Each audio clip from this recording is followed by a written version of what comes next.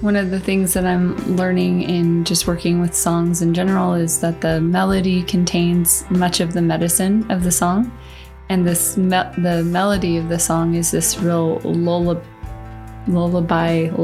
lullabillic sense. It's like you're being rocked. And so that presents that imagery of the ocean and in the sky and in the stars, and then that returning to being rocked in the arms. And the feeling of the song itself for me has been one, when I sing it, I feel like I'm being rocked and I'm being held, which I feel is a medicine that all of us need in this time.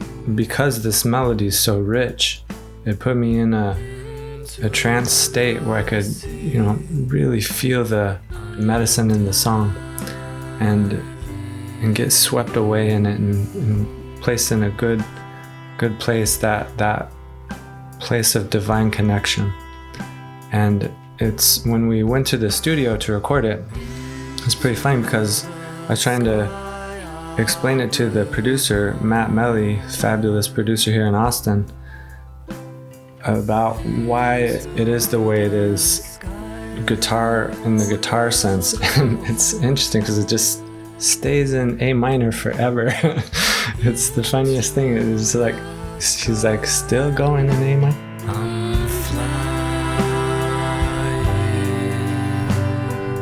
It's also a waltz, so it's like,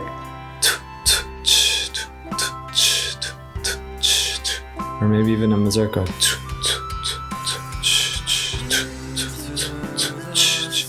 So to live in that mode and present that certain kind of flow with the instruments was a really fun experience, especially when we started adding the harp, cello, the drum. Wow, it really takes on a lot of ocean qualities. Mm-hmm. And then when we tried to film the video, we've filmed it now 3 times. One part of it, just the opening scene, because we went to film it and went to the ocean and tried to do it by ourselves. And we filmed it at sunset on the Texas coast. And it requires us one shot because we get our clothes all wet. This is my wedding dress, by the way. And we had to bring a guitar into the ocean. We had to bring a guitar into the ocean. Ocean's water is not the best thing for the guitar. Right? And we had all the kids with us, and it was like a bit of a chaotic, I think the dog also, and we're trying to film this. So we filmed it twice, and we're like, the whoa, wind, that was a lot. The water, the humidity, nothing of that is good for the camera. Yeah. And then we get back, and the footage is just gone. It's just not even. What happened that time is there. The memory card was ruined. The memory card got ruined. Somehow a corruption in the memory card. So the whole process of even making the video has been this: if another word besides home could be used to describe the song, it would be surrender.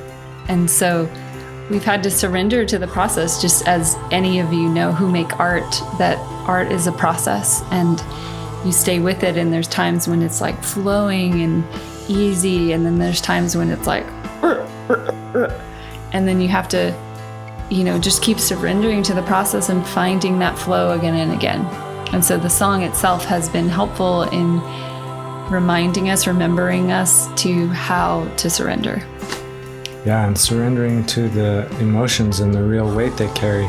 Surrendering to the wobbly part of life, the shaky part, the mysterious part, and the scary part. The sense that I get from it when singing it is that I'm so held and so